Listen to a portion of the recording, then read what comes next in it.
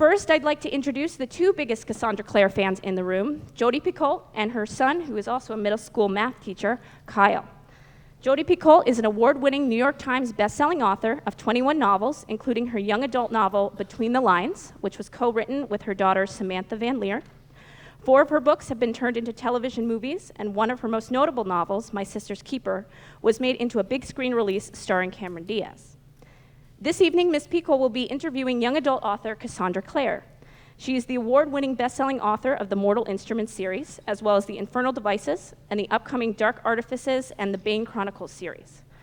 City of Bones, the first book in the Mortal Instruments, was turned into a feature film starring Lily Collins and Jamie Campbell Bower. She lives in Amherst, Massachusetts, but comes to us from a sold-out book release party in New York City. Please join me in welcoming Jodi Picoult and Cassandra Clare.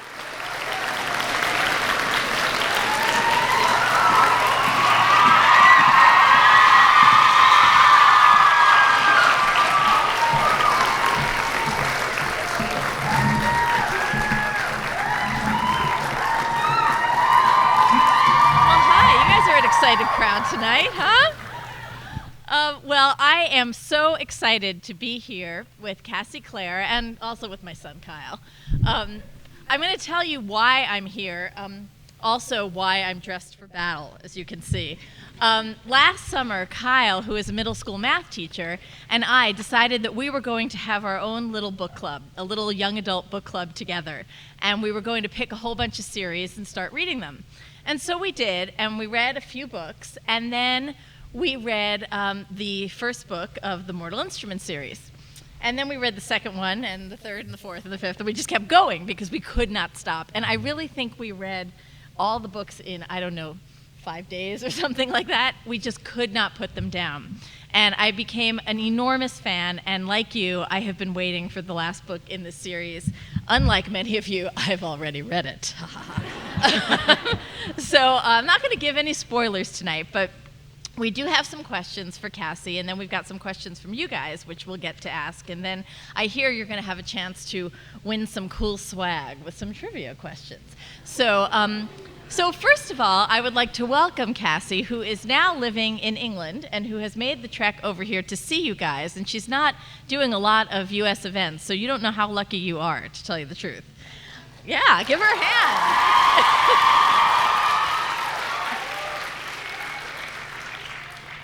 So to start with, super easy question, the one that I always say is going to be written on my tombstone because it gets asked the most, which is, where'd you dream up these books? What is your inspiration?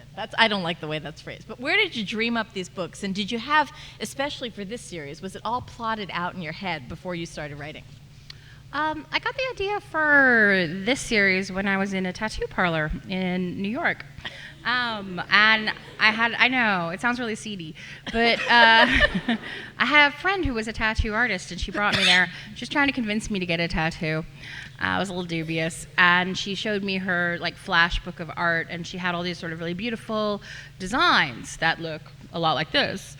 And she had made them up, and so I asked her about them, and she kind of told me a little bit about the history of tattoos. People used to, wear them into battle in many different cultures because they believed that it would protect them, make them more brave. And I suddenly thought, well, wouldn't it be cool if there was a race of people for who this specific kind of magic actually worked? And that was the sort of seed idea for what the shadow hunters were. And then I just kind of developed it from there. Well, who would they fight? Well, demons, of course. I don't know why, of course, but of course. And where does other magic fit? I've always been really fascinated by folklore and fairy tales. So I was like, where does other magic, fairies, werewolves, vampires, where do they fit into this world? And so over about a year, I developed the idea of the world and the different cultures and how they interacted with each other, and kind of came from there. Did you know how it was going to end? I knew how the first 3 books were going to end, as I had conceived of it as actually a trilogy about Clary, and then I was going to spin off into a different series about Simon. That was my initial idea. And then when I got to writing the 4th book, which would have been like the first book of City of Simon, if that had actually worked out, as I was doing it, like I kept winding up adding in things for the other characters. You know, Jason Clare kept showing up, Magnus Vallet kept showing up, and I was like, I actually realized I have like way more to say about these other characters than I thought that I did, and making this just Simon's story isn't really going to work, so it's going to have to be everybody. So then I plotted out the second three. So I think of them almost as two trilogies that are connected, and the first three were plotted out, and then the second three were plotted out, and they've pretty much stuck to the outline. So one of the things that we really like about your characters is that they are so real, and they also sort of span the reality of what, you know, the real world is like. You have characters of color, you have characters who identify as LGBT, and so I was wondering, is that something that you did intentionally, or did it just sort of spontaneously occur as you were writing? And do you see this as something that's really critical to YA Lit?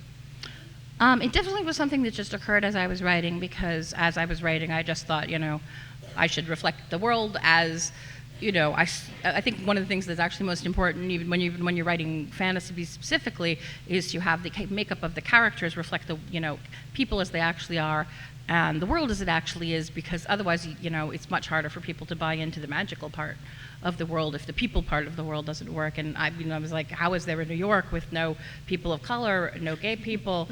What has happened? Did the whole northern part of New York fall off, and also Chelsea?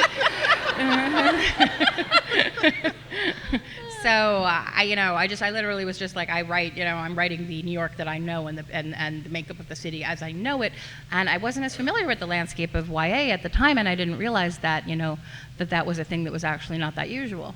And I think, you know, in the years since I've written that, there has become a growing conversation in YA about how much we need more representation of people of color, and how much we need more representation of LGBT characters. And so, you know, I'm very glad to have included them in my book, and I'm going to, you know, work harder to include more going forward. I can tell you that I know when I was writing one book, there was a character in it who happened to be gay, and I didn't know it until a girl hit on him. And he just wasn't interested? No, he wasn't interested. And then I was like, oh my gosh, I know why. So sometimes that happens too, you know? Yeah, with Alec, I just knew he really hated Clary, and I was like, why does he hate her so much? Right? Yeah, he was like, I hate you. And I was like, well, I mean, fine, you know, like he's a downroader, he's kind of a snob, and I'm sure actually he's annoying some of the time, but I was like, boy, he really hates her. And then I was like, oh, he likes Jace. And I was like, but he's not going to end up with him, because honestly, they would be a terrible couple. So then I was like, Magnus. He can't wind up with him, Cassie, because they're parabatai. I know That's that. true. It would be illegal. So which character do you most identify with, and who is the hardest to write, and why? I think I probably most identify with Simon, because, you know, he's the sort of at least from the beginning, kind of like the human face of what's going on. He, you know, is new to the magical world. He doesn't have any powers. You know, I mean, I love Clary, but she's powerful, and she has magic. And Simon, meanwhile, he just walks in there and he's got nothing to protect him. And I feel like that would be me in that situation. I would have no magical powers, and I would be instantly killed, because that's what happens to Simon. He is instantly killed. He gets to come back, but like I was like, yeah, that's me. And who was the hardest to write? Hardest to write. Oh, I think the hardest to write for me often is the villain. So Valentine, and then later Sebastian, because I think to write a good villain, you have to get into their head, and every villain is the hero of their own story. So you have to get into their head and think, how is it that this person thinks that what they're doing is the right thing? And how is it that, you know, they believe that, you know, the characters that we think of as good are wrong and evil, and what they are doing is correct, because nobody is evil because they woke up in the morning and they're like, I would like to do evil. Evil, I'm into it. It's my thing. Gonna put a laser on the moon, blow up the world. It's inconvenient, that's where I keep my stuff, but I'm gonna do it anyway because I'm evil. And so if you want like a character who is a villain and does villainous things that feel real, you have to kind of get into that mind space and think like that, and it can be kind of hard and unpleasant to think like characters like Valentine and Sebastian. Cool. So I think that my favorite character is probably Magnus Bane.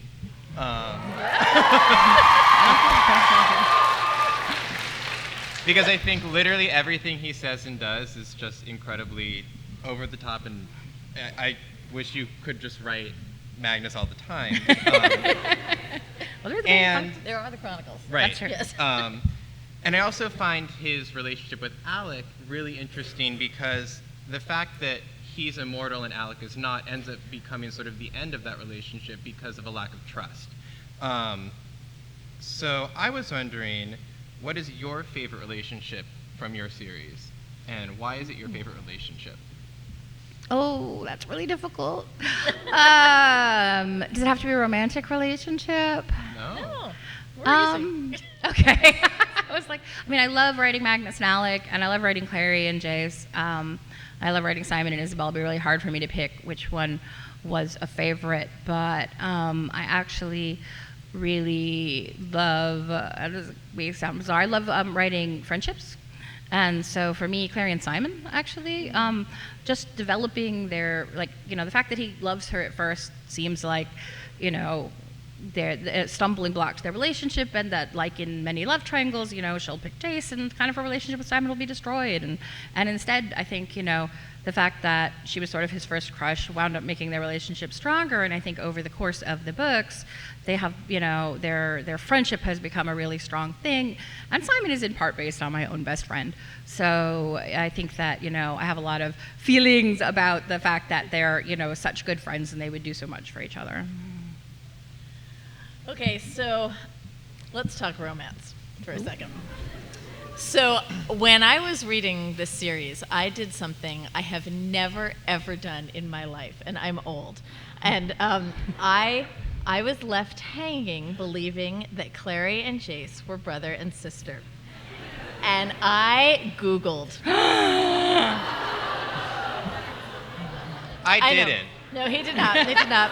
Right. I realized I almost deserved the mark of Cain on my forehead for that. But I couldn't stand it. I couldn't stand thinking that that was how this woman was going to leave things.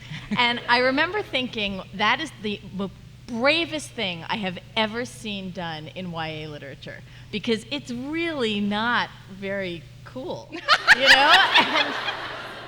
And right, you know, for YA, that's pretty bold. It's pretty bold for adult fiction, much less YA. So I mean, when you follow that line, you know, Jace and Clary have gotten awfully close so far, and I'm wondering about your worry. Did you worry at all about shocking readers?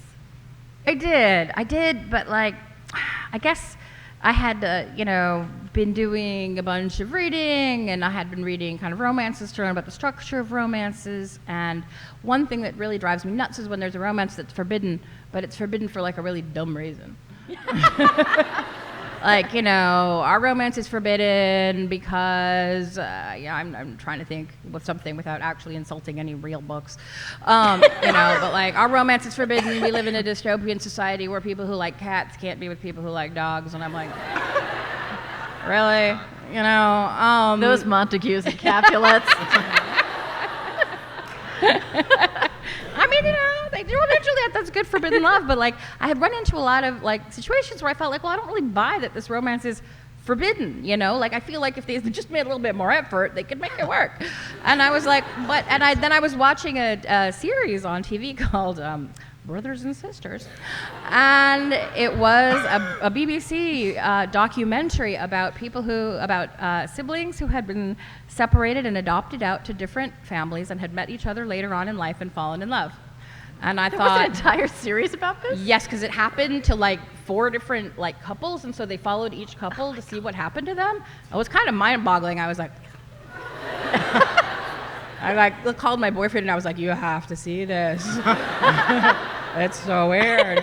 And so we're both watching it, and I was like, you know, this is really forbidden. Like, I feel really bad for these people because, I mean, you did come to feel immense sympathy for them because they were in this situation where there's absolutely no way they would have known the other person was related to them. You know, they had none of those feelings that you have about your actual brother or sister. You know, feelings like, oh God, that's like the worst thing I can think of. You know, they just were like, to them, this was a complete and total stranger. And so, you know, and then literally the government actually would step in and separate them and put laws into place where they were not allowed to see each other and move them to different parts of the country. And I was like, well, this is really dramatic stuff. And so I thought, well, if I could take this and kind of weave a forbidden love story out of it, boy, would it be really forbidden. I really think people would really believe that there was no way for these people to be together, and that's kind of what I wanted. So I knew it was a calculated risk, because you get to the end of the first book and you think, well, that's not happening, you know? And then you're in the second book and you're like, actually, it is happening. How is that? And I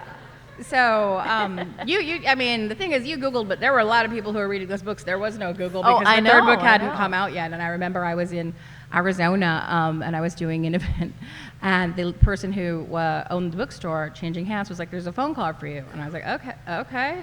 I mean, it was my mom. So, you know, sometimes she checks up on me. So I went to the counter and picked up the phone, and the woman on the other end of the phone was like, "Hi, this is Stephanie Meyer, author of Twilight," and I was like, "Hi." And she's like, "Yeah, I just wanted to know, are they really related?"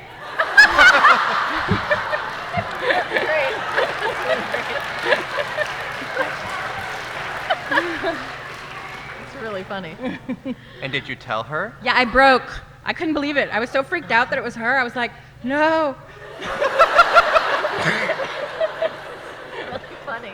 And then I was like, what happens in Breaking Dawn? She was like, I'm not going to tell you. And I was like, man, that worked out for me. I love it. So I think the Silent Brothers are the creepiest things that could possibly exist.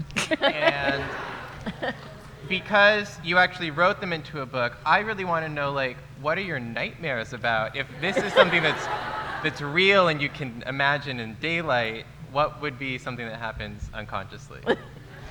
All of my nightmares are the same, unfortunately, and all of my nightmares are that I wake up and my husband has turned into like a horrible, like, tentacled monster, and then like he comes into the room and I'm like, ah! And this has happened so many times that it actually now makes him angry. He's like, not the tentacle dream again. So I don't know if that's very informative, but the Silent Brothers did come out of actually readings that I was doing about medieval monks, because I knew that I wanted them to have a kind of, like a group of archivists who were a little creepy, and so it was, I was reading about Trappist monks who do swear never to speak again, and also monks who mutilate themselves on purpose, and so I kind of combined the two things. I just can't.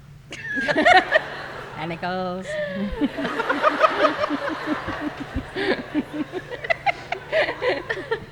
So I know that when I write, there are things that I know about characters that never make it into the books, and that are still really important for me to understand so that I can write those characters with as much authority as humanly possible. So what would this crowd be surprised to know about Jace and Simon and Clary? Oh, well, I mean, that's a really good question. There definitely are things that I know about the characters that don't make it into the books, because often, like, you fill pages with notes, and, like, hopefully this doesn't sound super dorky, but sometimes I'll write, like, questions and answers with characters, just so as for a way for me to get to know them better. So, let me think. Things about Jace and Clary and Simon that people would be surprised to know. Well, Simon's father died when he was really little. He was about 10 years old. And so I wrote a bunch kind of like about how he dealt with his father's death. And and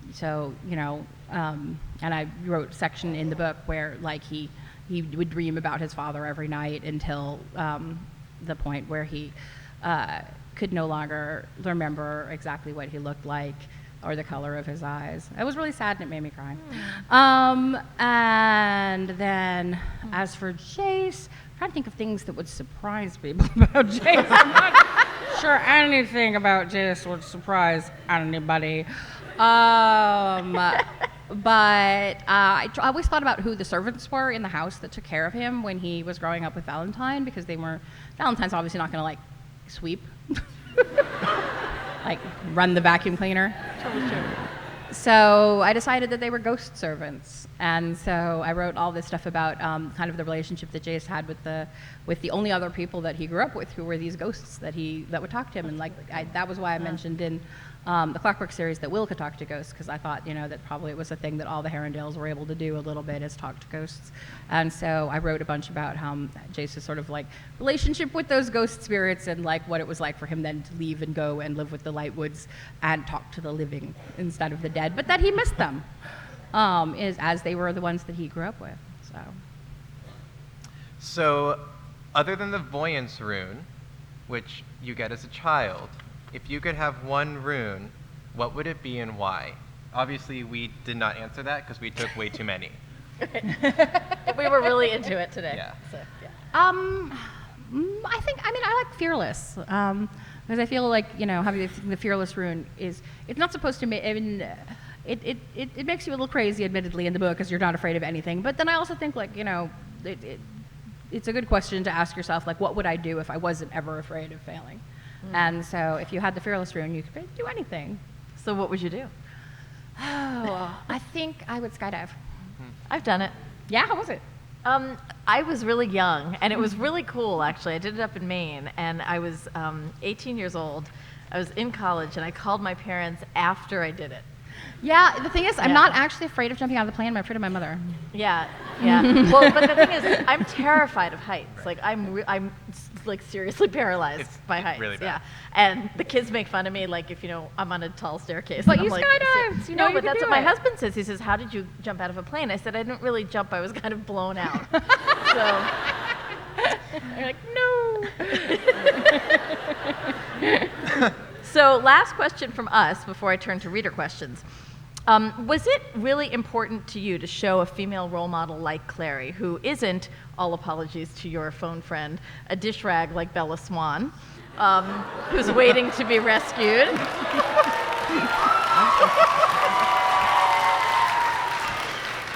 But also, unlike Katniss, who is pretty tough, has strong female friendship in the character of Izzy. Was it important for you, writing in the YA genre, to try to invent that kind of girl? Yeah, absolutely. Part of what I went into the books thinking was, that I wanted to write a pretty straightforward hero's journey, but I had heard so many people talk about, how sort of the sort of male point of view is the default point of view, that girls are taught to read, boys' stories, but boys aren't taught to read girls' stories, and, that if Harry Potter had been a girl, nobody would have read the books and all of that. And I thought, well, BS. I don't know if that's true or not, but it's something you definitely commonly hear. And so I thought, well, I would really like to tell a traditional hero's journey, which Harry Potter and so is Percy Jackson. These are traditional stories of how, young men become heroes and also learn how to be adult men. And I thought, well, I would like to tell a story about how a young girl learns how to become a heroine and also learns how to be an adult woman, because it's a difficult thing to be in this world. And so, I wanted to make Clary not perfect so that she would be, relatable, but to give her a lot of strength, to give her strong female friendships, that she develops her, friendships with Maya and with Isabel over the course of the story. I wanted to give her a strong relationship with her mother. I wanted her to have, there's a lot of, male characters out there who have dad issues, so I wanted to give her kind of the thing where, her issues are about her mother. Can I be a warrior like my mother? This is my complicated relationship with my mother. And, so definitely in creating Clary, I wanted her to sometimes she is reckless, sometimes she makes the wrong decisions because she sort of throws herself into saving people, but those are very common markers of heroes for boy characters, is that they kind of throw themselves into the fray, and it's something you see a lot less with girls. They tend to more hang back, the action comes to them, and I was like, I want to bring Clary, forward, and she just, sometimes, as Simon says, I think when she shows up in City of Lost Souls, and she's like, I have an idea about how we're going to save Jason. He's like, oh my God, no. This is going to be bad. But she is not willing to sit around and wait to see if things get better. She is like, I throw myself into the situation. I am going to save him. I'm going to save everybody. I'm going to make it happen. And I really felt like that was an important thing to show. Cool. So now we've got questions from you guys, and we've gone through and picked out a handful of them. And along those lines, did you ever consider making Clary and Izzy parabatai? No, because of a specific thing that happens in City of Heavenly Fire. And those of you who have read it may know what I am talking about. But there is a reason that I didn't think about making them power bad.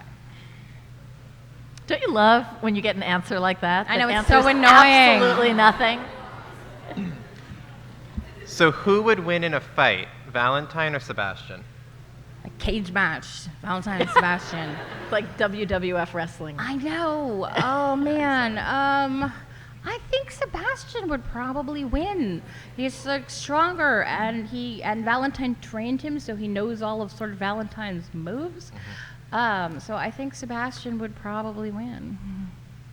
Do you want to know why I think he'd win? Because I think Valentine was in love, and I don't think Sebastian knows how to really love. I think he's just modeling it. Yeah, no, I mean, I think you're right. I think that he would. I think that Valentine would hesitate to kill Sebastian, and Sebastian would not hesitate to kill him. Valentine. Yeah. In your upcoming series, The Dark Artifices, will there be any cameos from any characters in the Mortal Instruments? Yes.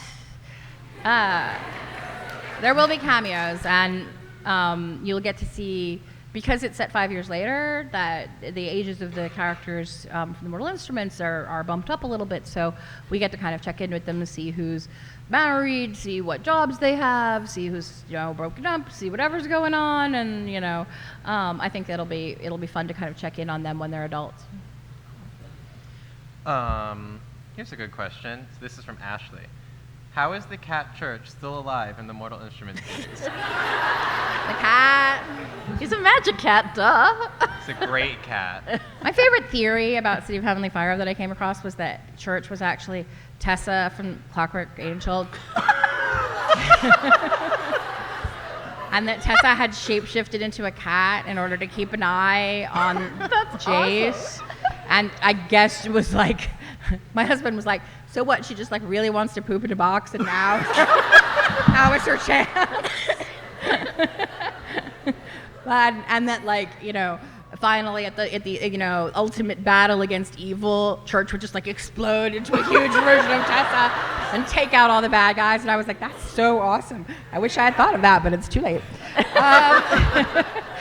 But anyway, so in the Clockwork series, the poor Church is kidnapped by evil warlocks and used in a necromantic ritual that's meant to bring back the dead. And the magic from the ritual has made him an immortal cat. He is not super smart. He does not have any superpowers. He is a totally ordinary cat. He's just immortal. That's it. That's all he's got. Why did you kill off Max?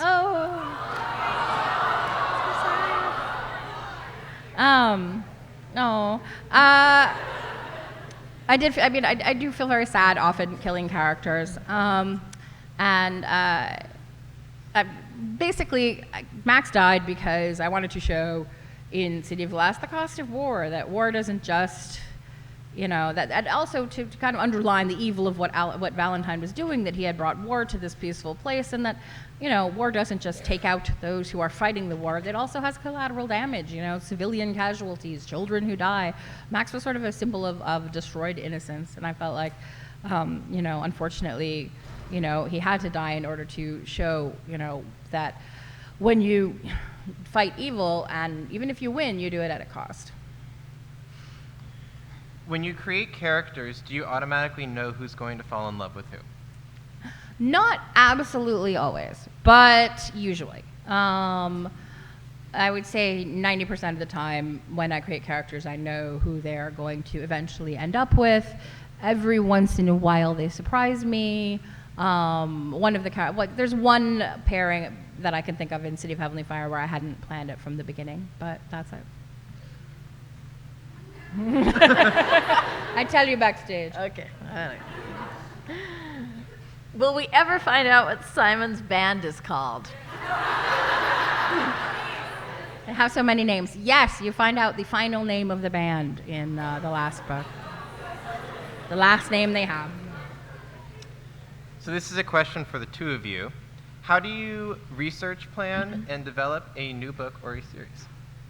So I for the most part, when I write grown-up books, I do a lot of research, and I go out and try to find people who live the lives of the characters that I'm writing about, and I will spend months shadowing them, interviewing them, doing all kinds of research, and coming up with these giant transcripts, which I then keep going back to when I begin to put the book together. I usually have an overview of the book. I know how it starts, and I know how it ends, and I know very little in between. And a lot of the research informs where that goes. The one book that was not true for was the one young adult book that I wrote with my daughter Sammy, Between the Lines, because we made everything up. And I didn't have to research being in a fairy tale because, nobody is. And it was really fun because all of the research really came out of our brains and talking to each other and role-playing, well, what would happen if we did this? Well, what would happen if we did this? And I'm very happy to report that if you have read and enjoyed Between the Lines, Sammy and I are writing the sequel this summer. So we have been going through that same process all over again.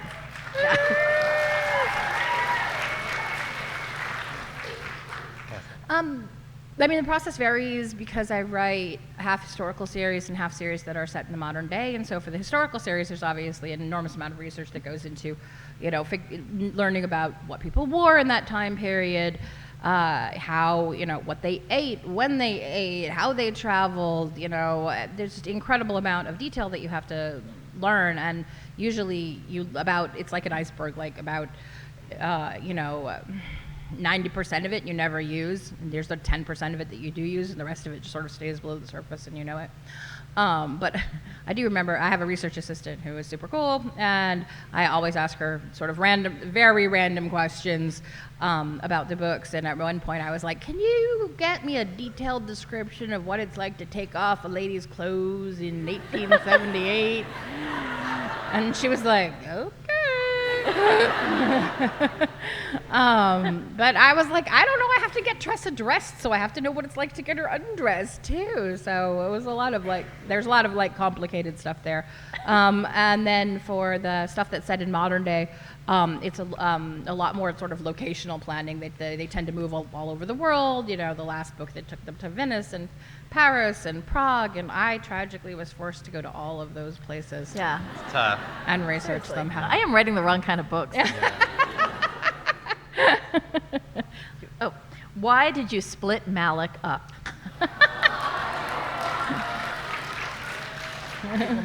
Malik, otherwise known as the power couple of Magnus and Alec. Well, I felt like it was an important part of sort of showing the growth of their relationship, because the end of City of Glass shows them together and it's happy, and yet at the same time I felt like there's a lot of stuff that they haven't talked about. And Magnus has this whole life, in the book, at some point Alec confronts him with the fact that Magnus has lied to him about his name and his age. And he's like, I don't know your name and I don't know how old you are. And I was thinking that would be very difficult, especially for someone like Alec who's younger, and to know that he is in this incredibly close relationship with this guy who's just, kind of like, well, take me as I am right now, but I'm not going to tell you anything incredibly, significant about my past or my life, and you're just going to have to accept that.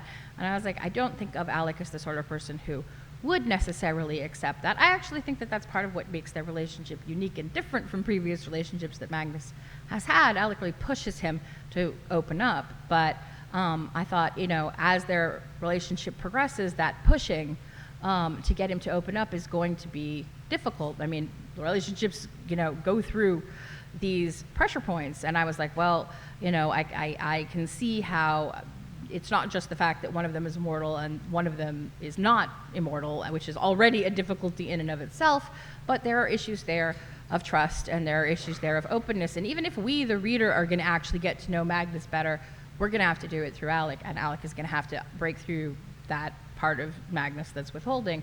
And so I felt like in order for them to go forward, they were going to have to break up first. That was kind of a little bit of a hint. Just a little. Well, I mean, one of them could die. Who knows? Oh, okay. Just saying. I thanks so much for opening up to me, Magnus. Now we can finally be together. Oh, no.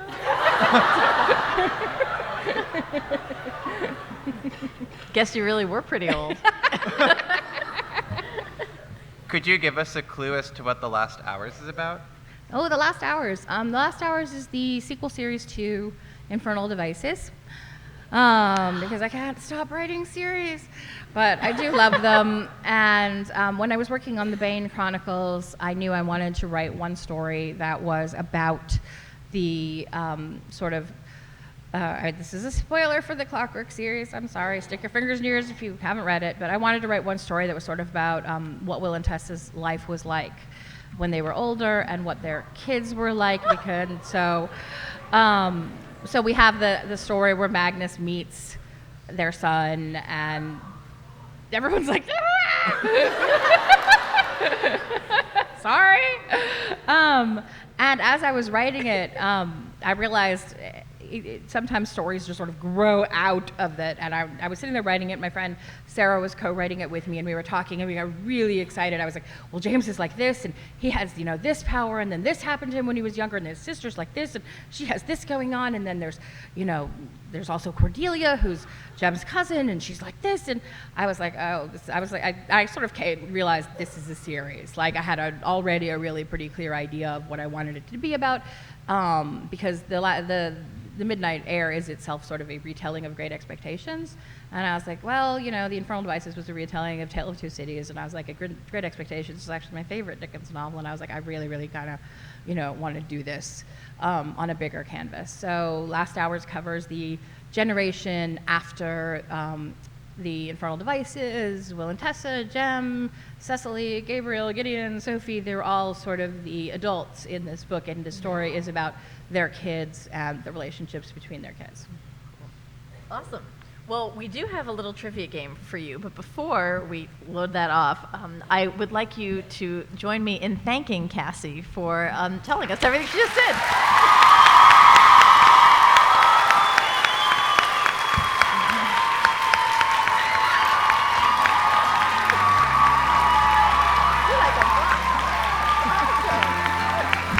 We're going to whisk Cassandra, Jodi, and Kyle away for just a few moments, get them settled at the signing table.